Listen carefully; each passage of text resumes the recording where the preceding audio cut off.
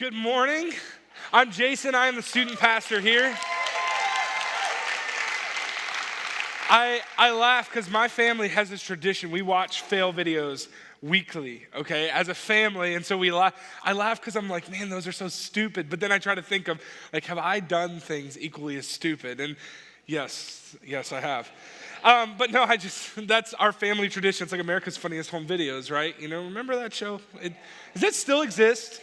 Okay, so it's still out there. But like I said, I'm Jason. I am the student pastor, and we are going to be doing our series Insanity today. And I don't know about you guys, but insanity kind of describes my summer a little bit. That insane, is anyone else with me? Has your summer just been crazy? Yes, like 2 people? Okay, thank you for sympathizing with me. My family went to Charleston for an extended weekend. I've been to middle school camp in Knoxville, Tennessee, and then high school camp in Cleveland, Tennessee. 1 person, thank you. Man, we're doing awesome. But so I've been gone a lot, and so I came back and we were in a meeting. I said, man, I feel like everything has changed here. Like we have new pens and all these things, and I'm like, I knew nothing about any of this. I come back But it's so good to be back. And I wanted to take a minute here to just thank you guys, because we got to take, like I said, a middle school group and a high school group. A bunch of them are over here who went to camp and got a little student section. But I got to be a part of 2 amazing weeks of camp, and you guys made those things possible. Because by simple things like buying amazing barbecue, okay, I know that's like irresistible, but by buying things like Holy Smoke Barbecue, by renting a student, even just by your giving and supporting student ministry, you helped make this trip happen. And so for our middle school camp, we saw 3 middle schoolers make decisions for Christ. High school camp, we got to baptize a student there. Yeah, you can clap for that. And it was awesome. There's so many stories of what happened at camp, from laughing for an hour hysterically at high school camp, which as a leader, when you're trying to do a small group and everyone is just laughing for an hour straight, can be both awesome and frustrating, because you're like, I just want to get a Jesus point across. But it was awesome. Or crying hysterically at middle school camp. You guys know who you are. But pretty much all of our girls, I had to kick them out of small group because they were crying, because they were so we got to watch like over 100 middle schoolers go up and make decisions for Christ that night. And so they're just like, this is just so awesome. And they're just like overwhelmed. They wanted to do a Salvation Day party for the guys. So we bought a cake and stuff and balloons. So it was just incredible. But here's the deal. You guys made that happen.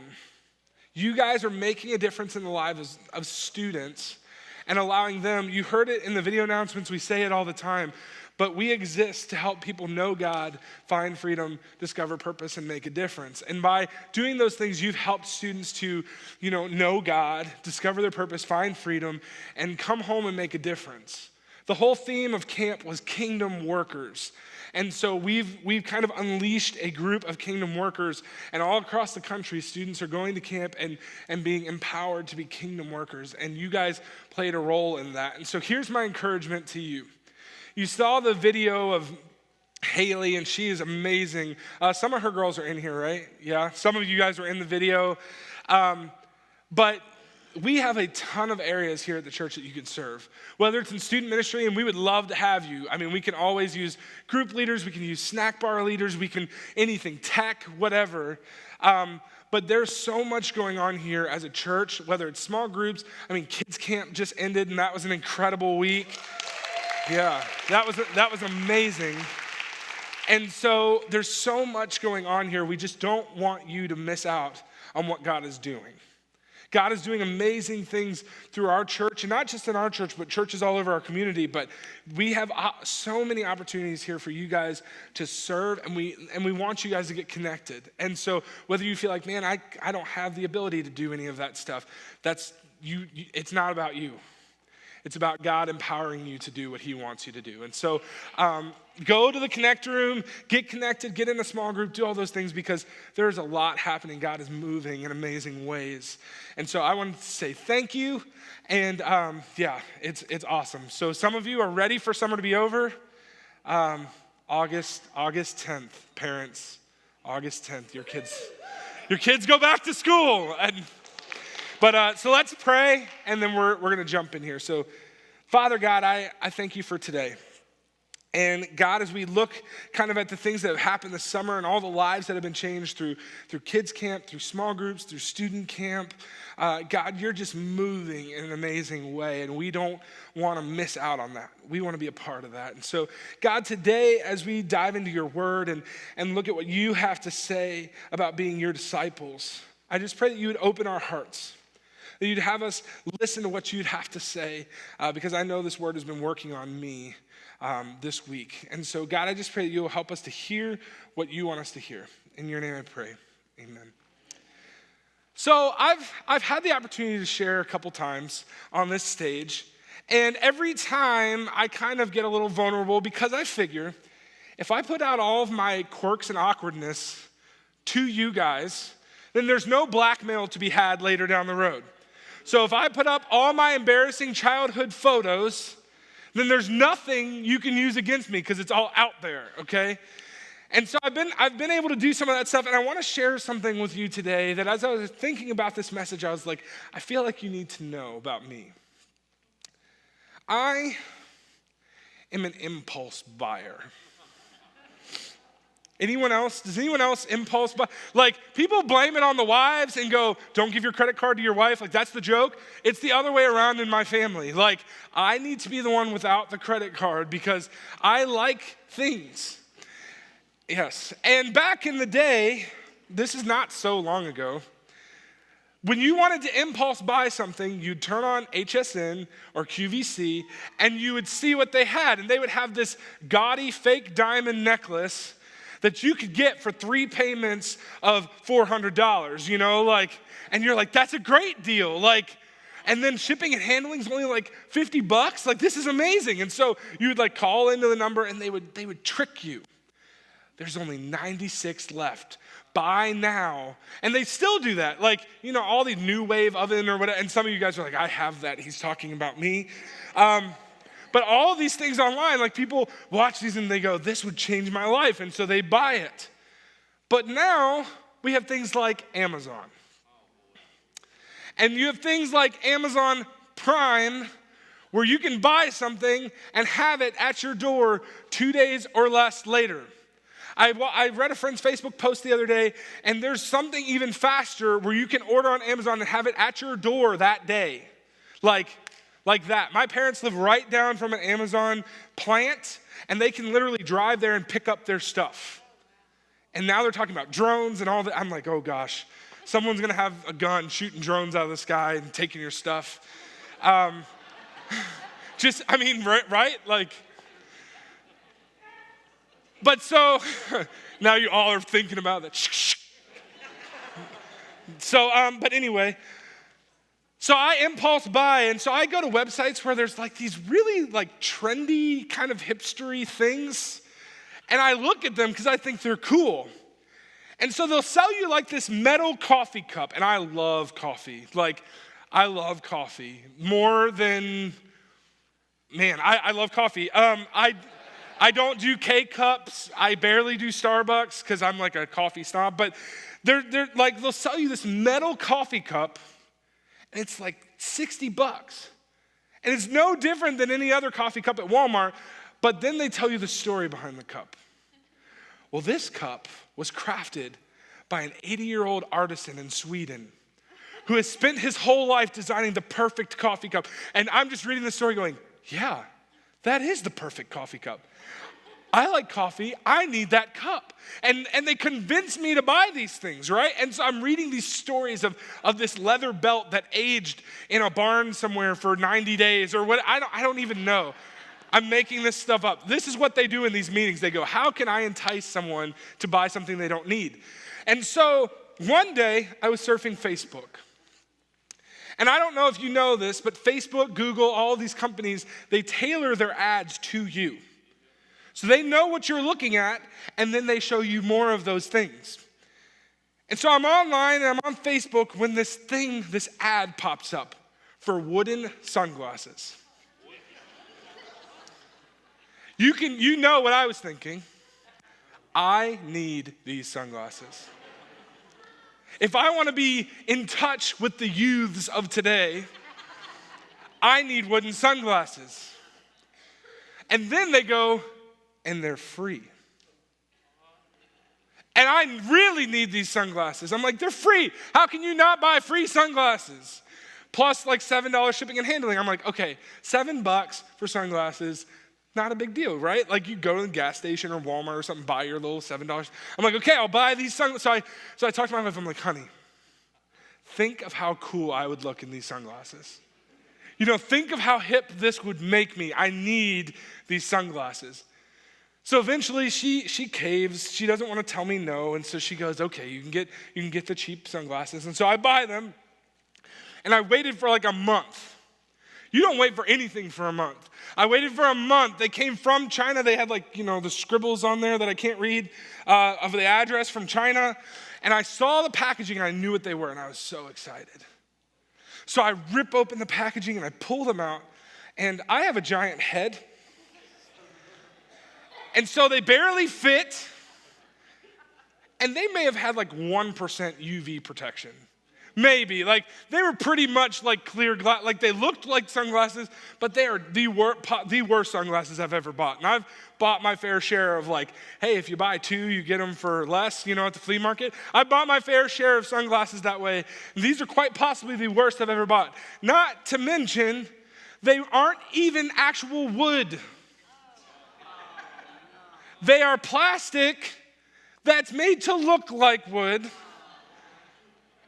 Kind of like the old Vans that everyone used to buy, you know what I'm talking about? With the wooden panel and then eventually it just start peeling off the side. So I think I've worn them twice, but I had to have them. Had to have them. There's also another thing I've yet to get yet, but it's on my list, called the Life Straw. Has anyone heard of the Life Straw before? You have one? Is it awesome? Okay, we'll talk after. Who has heard of the Life Straw? Raise your hand. Okay, so a few of you have heard of this. So I went to my wife.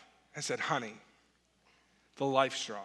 She's like, what is it? She knows the drill. If I come to her with this thing, she knows the drill. I'm like, there's this thing called the Life Straw. You see this guy? You look how adventurous he looks. He just looks like a guy I want to hang around. I want to get Life Straws and drink out of a pond together.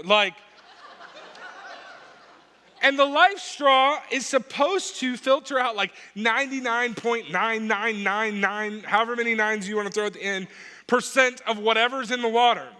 And so there are videos on YouTube of people using the Life Straw and drinking things you would never, ever drink, like walking out into the middle of the lake and then drinking with this straw because it filters everything out. And so I'm like, honey, this is amazing. What if I ever go camping and I need water? And she goes, honey, you don't camp. And she's right. My idea of camping is standing in a line waiting for the new Star Wars movie. Or camping out in a Starbucks with a computer and a book. That's my camping. But I'm like, well, what if I need to turn the coffee into water or something? I'm not Jesus, but the Life Straw does a pretty good job, So I'm like, well, what if the zombie apocalypse happened? I want to be the one that's prepared and has a Life Straw. And so I'm coming up with all of these reasons why I need this. I want to be the guy to put it in my North Face backpack that I don't camp with and carry it around and have it so it looks like I'm adventurous. Because maybe I don't camp now, but maybe if I had a Life Straw, I'd be more willing to camp. You know what I'm saying? Maybe if I have the stuff, then it'll make me more likely to camp. Maybe if I get a tennis racket, I'd be more likely to go play tennis. I don't know. Alicia, we went through a phase for a month. We played tennis. We're both terrible. But so I wanted this so bad because this would shape who I am. Or I got a smartwatch. And a lot of people have smartwatches. I thought this is going to be amazing. I won't even have to look at my phone. I can just look at my wrist. But I found out that smartwatches are not meant for ADD people. because I would sit in my office with my phone on my desk, with my tablet on its little, I don't even have the tablet or I use the smartwatch anymore. But see. So I had the phone on my desk, I had the watch on my wrist, I'd have the tablet on its little stand, my computer in front of me. And so when Facebook would happen, it was like this cacophony of noise. It's a big word, I know, it's still early. But it would be like Facebook notification. So it would pop up on my phone, bzzz, then on my wrist, bzzz, and then my tablet buzzed, bzzz, and then my computer would bing, and it was like this whole process. So I'd be in the middle of something, and then bzzz, bzzz, bing, and I'm like, stop. And I would look, and then it would take me 15 minutes to remember what I was doing after I watched cat videos and everything else. Then I would get back to what I was doing. I was like, this does not work for me. But see, here's the deal. A lot of us buy things or do things because we think it will give us an identity. A lot of us will buy something like a LifeStraw and go, well, this might make me, maybe I'll go camping, or maybe we'll buy clothes that look a certain way because we want to, be that kind of person. And we start to shape our identity around these things that we have. And so we shape our identity not on wisdom, but on impulse, from thing to thing, whatever's changing. And so like right now, there's this game called Pokemon Go, okay? Who plays Pokemon Go? Raise your hand if you play Pokemon Go. Are you playing Pokemon Go right now? Put it away, pay attention, it'll be there when you get back. That's one of my students. So all the students, you guys play Pokemon Go too? Okay. Yeah, Team Mystic. Anyway, sorry. Got ADD, people. So there's this game, and here's the deal. There's a guy in New York who took 2 weeks, 50 plus hours a week, and has caught every Pokemon available in North America. He dedicated a significant chunk of time to doing that. He hatched like however many eggs you have to hatch in the game and do all this stuff so that he could catch every single Pokemon. There's a guy in Australia I read an article about who quit his job so that he could go catch them all. The phrase is gotta catch them all, like that's the hashtag and all the. He quit his job to do that. He said, I know I'll have to go back to work at some point, but right now I just want to catch them all. And they're shaping their identities around that. And we can laugh and go, how ridiculous is that? Who would do that about a video game? But the fact of the matter is we do the same thing. As soon as you start going, hey, I need to make my 401k. That's I've got to make sure I'm solid so that when I retire, that everything's there. That's just as silly. Because in a minute we think it's so stable and everything's good, and then the market crashes and we lose everything. See, we make our identities about whatever. Do you guys remember Beanie Babies? People would drive to a McDonald's, get a kid's meal just so they could get a Beanie Baby that they didn't have yet. When Princess Diana passed away, everyone bought the Princess Diana Beanie Baby, and they would put the tags on the ears, and a lot of people banked like savings money on it, thinking they could make their return on investment, only for them to be worth nothing now. We've all done it where we've found our worth and our identity in things. And so you can think of clothing fads, whether it's platform shoes or bell bottoms or skinny jeans or pop collars or whatever the latest craze is. But we shape our identity on all of these things. And a lot of us as parents, we like to think that as we get older, we kind of find ourselves in high school and college, but we do the same thing. And so you see guys having midlife crises because their identity is shaped. Or you see athletes who have played a sport their entire life, and you have a guy like Kobe Bryant. He's 40, which is not that old, but in basketball standards, that's like ancient. And he retires, and it's like, what do I do with my life now? My whole life has been identified as a basketball player, and now he's got to figure out what to do with the rest of his life. And so we place our identity in things that shift and change. Some of us place our identity in how well our kids succeed athletically or academically. Because our life may not have turned out the way we wanted it to, but our kids' lives can. So we push our kids and we live vicariously through our kids.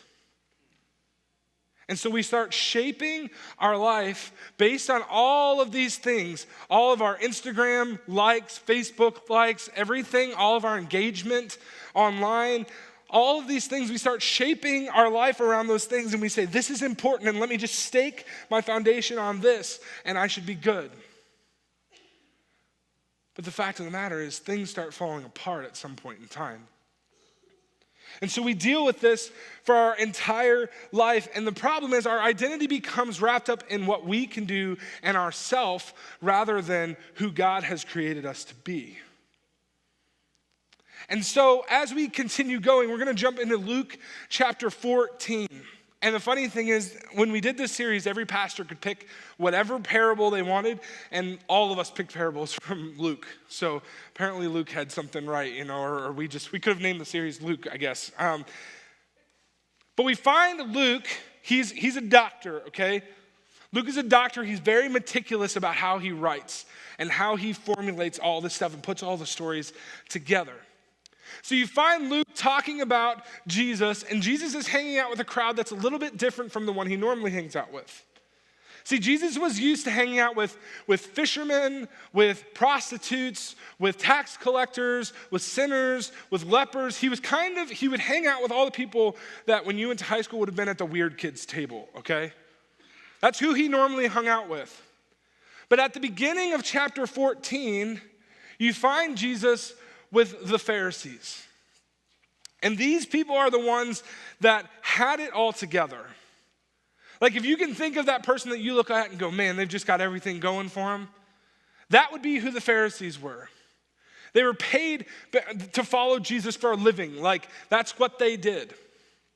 And so what they would do is they would dress really nice and everyone would look. They would stay, clean because there were cleanliness standards they had to abide by. And they would go out in the streets and they'd pray and they'd say all these big words that no one understood. And people would look at them and go, look how spiritual they are. These people were the ones everyone wanted to be like. And Jesus is talking to them. But he doesn't go, oh man, good job. You guys are doing so good. You guys are doing so well. Keep it up. No, he looks at them and he goes, how you're living your life and what you're basing your identity in is all wrong. So chapter 14, he starts out and this guy who's sick comes in and he's got this disease, and on the Sabbath day, you weren't supposed to do any work. And Jesus looks at the sick guy and he's hanging out with the Pharisees and he goes, is it all right if I heal him? And all of us here and now would go, well, yeah, like if someone's hurting and you can help them, then help them. But back then, they had to maintain the status. They had to make sure they abided by the law. And so they're kind of staring at Jesus, goes, I'm going to serve him. And so Jesus decides to choose service over status in that situation, and he heals the man. And then he goes on, he starts talking about a wedding. And all of us have probably been to weddings at some point in time in our life. And when you go to a wedding, you've got the head table. And the head table may just be the bride and groom. It may be the whole bridal party, but they're sitting there, and those are all the people that the hosts want to surround themselves with. So he starts talking about when people would go to these parties, they would try to sit closest to the bride and groom, closest to the host that they could. And Jesus goes, you've got it all wrong. Sit farthest away. It's about humility. It's not about our pride. And then he goes on and he talks about another wedding where a guy sent out invitations. And the first person goes, I'm sorry, I just bought a field. I've got to tend to it. I'm too busy. Work's got me really, really busy. And so I've got to take care of this.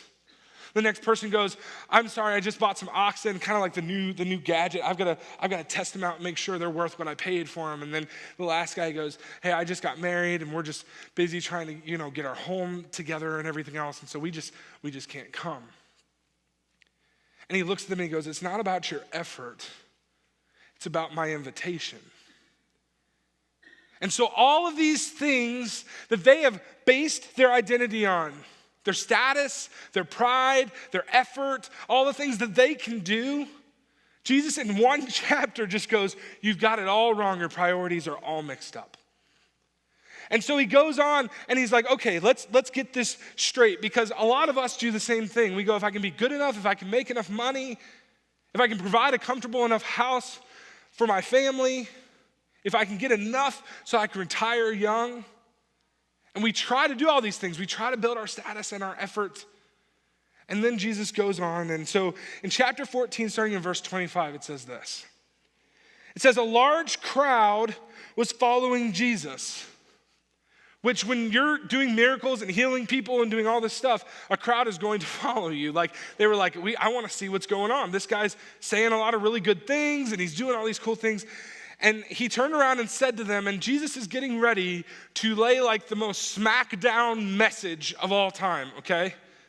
Like if someone got up here and just like we're all just sitting here and then they go, hey, and said what Jesus is saying, like I can imagine a lot of people left after he said this.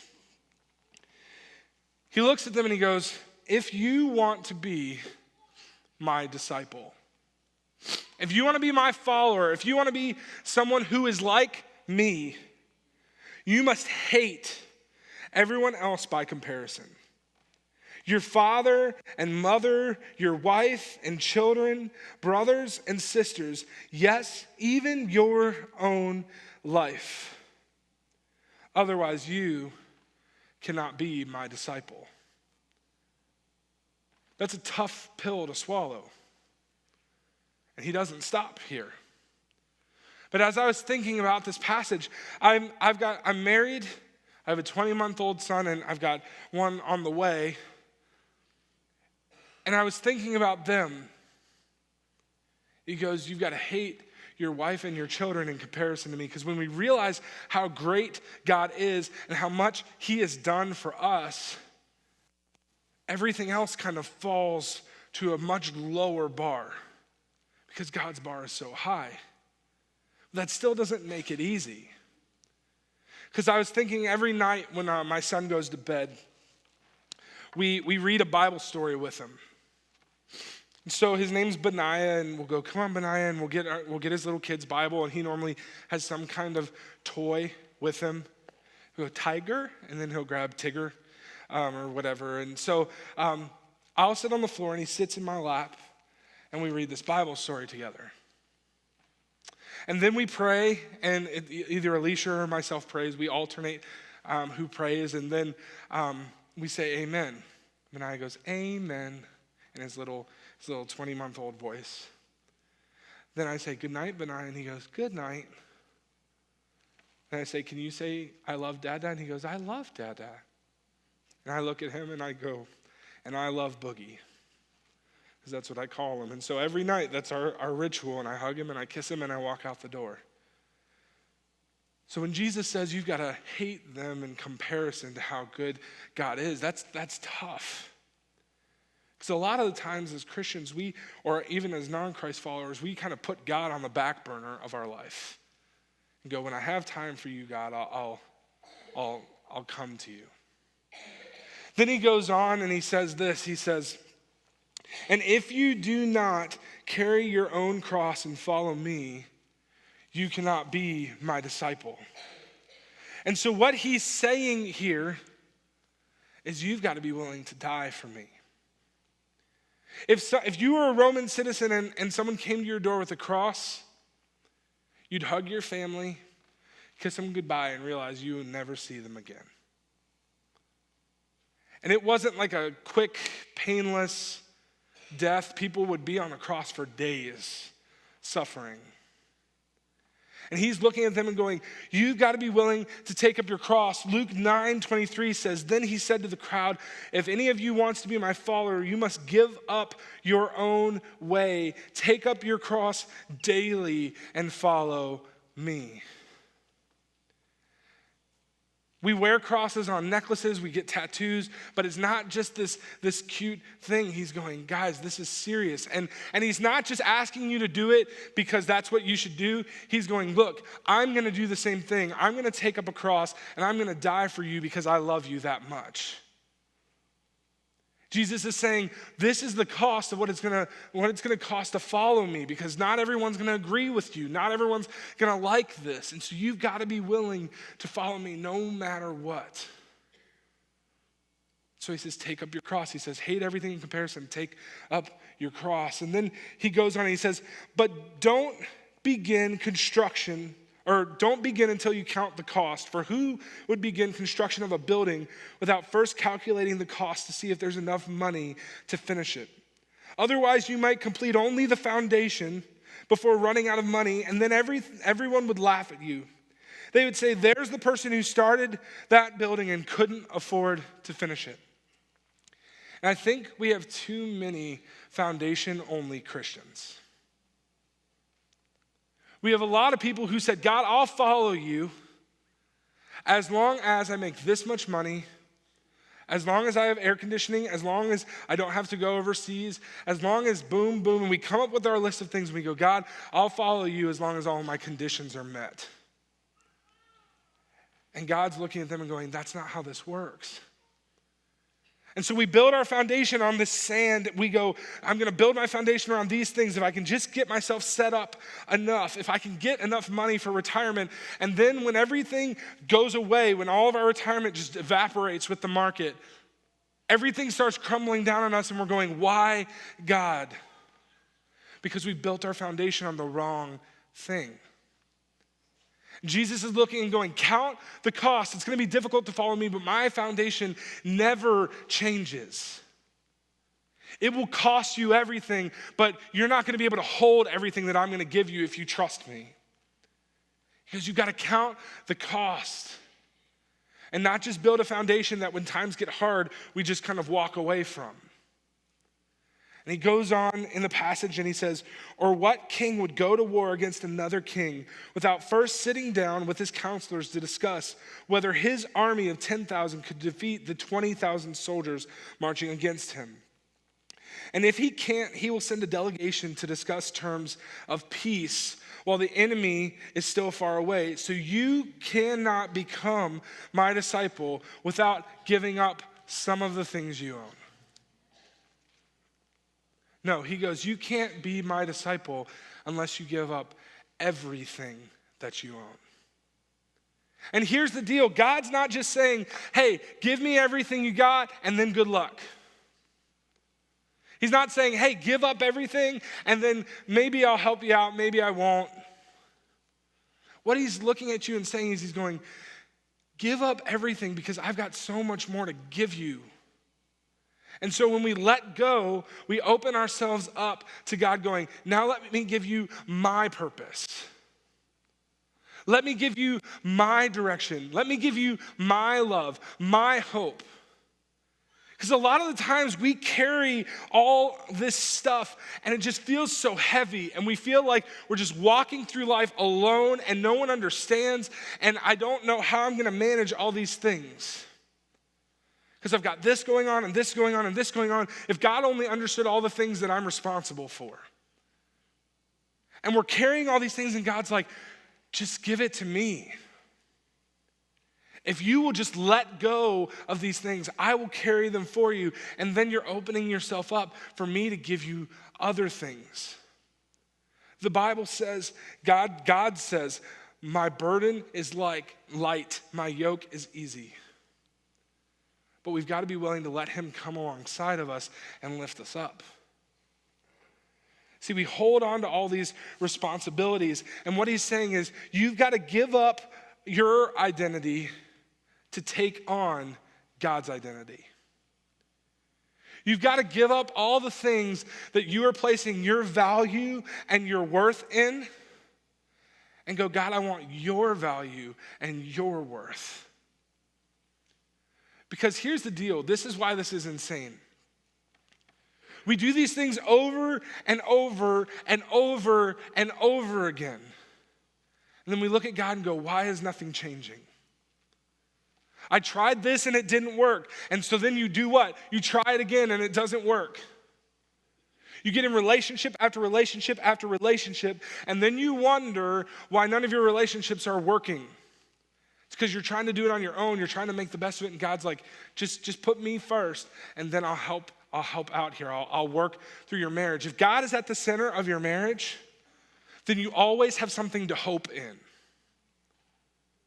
If you put God at the center of your relationship with your kids, then even when your kids are going wayward, you go, but I trust God. If you put God at the center of your job, at the center of how you work, then your job is not for your boss. And so you go about your job completely differently because you know that God is giving you your purpose. And your call there is not just to do your job day in and day out, clock in and clock out. Your job is to be Christ at your work. But in order to do that, you've got to give up all the things that you're holding on to. The passage goes on and it finishes like this, and I love this because it's this hope. He says, salt is good for seasoning, but if it loses its flavor, how do you make it salty again? Flavorless salt is good for neither the soil nor the manure pile. It is thrown away, and anyone with ears to hear should listen and understand. He's saying, this is my purpose for your life. If you will give it up and take on my identity and allow me to handle the things that you're trying to hold on to. Stop going by impulse on what the newest and best thing is and go, God, I'm staking my foundation on a rock that does not change regardless of how the culture goes. He goes, I'm calling you to be salt to the world. I want people, when they experience you in your workforce, when they experience you at Starbucks, at Publix, wherever, that they go, man, look, they're so full of joy. I wonder why. They're so full of peace, patience, kindness, goodness, faithfulness, gentleness, self-control. Those are the people that we need to be. God goes, that's my purpose for your life, is that you would follow me in such a way that everyone who has contact with you becomes salted with my love. But we can't do that when we're constantly trying to hold on to all the stuff that's important to us. Here's the deal. It's a big cost, but can you afford not to pay it? Because at some point in time, all that you've accumulated and gathered stays here. All the things that we work our entire life for stays here. Are you working to earn treasures in heaven? Are you working for that? Are you so focused on what you have right here in front of you that you're missing it? We've got to count the cost.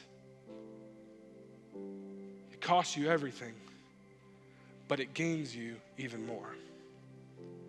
So I want you guys all to bow your heads with me, and maybe you're in this room and you've never counted the cost. You've been forming your identity around all the things that everyone says your identity needs to be about. And you've done all the right things, and yet your walls still seem to be falling down. Your foundation is shifting, and you're going, I just don't get it. And you heard this word today, and you go, God, my identity, my foundation is in the complete wrong thing. And so today, for the first time, you're going, I want my foundation to be in something that's never going to change. I need Jesus' strength because my strength is not enough. And so if that's you, I just want you to raise your hand, and I'm going to pray for you, and you can just say a really simple prayer, just saying, God, I want your foundation and not mine. So if that's you, you can just say something along this line. God, I'm tired. Been trying to carry all this stuff myself, and I can't. So God, I'm ready to give you everything. Not something, not the pieces that I'm comfortable with. God, I'm giving you everything because I want everything that you have for me. So God, today I thank you for sending your son who took up his cross for me because he loved me. And maybe you're in this room and you've staked your foundation on Christ, but as things have gotten hard, we've kind of, tried to pick up the pieces of things that we feel like are falling by the wayside. And so we've started to gather things, and God's going, no. let me take care of it. Trust me. So maybe you're here and you're like, man, I've just kind of lost sight. I've stopped trusting. I'm trying to control all the situations, and all of us go through those times where we try to control and handle the stuff that we feel like we can control, and then when everything starts falling apart, we go, I just don't understand. So maybe that's you, and I just want to say a prayer for you, because more than once in my life, I've been in that exact situation. We just need to refocus and realize God is our foundation. He's not going to change. So Father God, I pray today that you'd help us to focus on who you are. You loved us, you called us, and you've got a purpose for our life. And God, it's easy to lose focus in the noise of the world. It's easy to lose focus when everything that we've got going on is going on. But God, I pray that you would be the center of our life, and that everything else that we find to be important would just be a part of how we live our lives out for you. That they wouldn't define us, but that you would define us. In your name I pray, amen.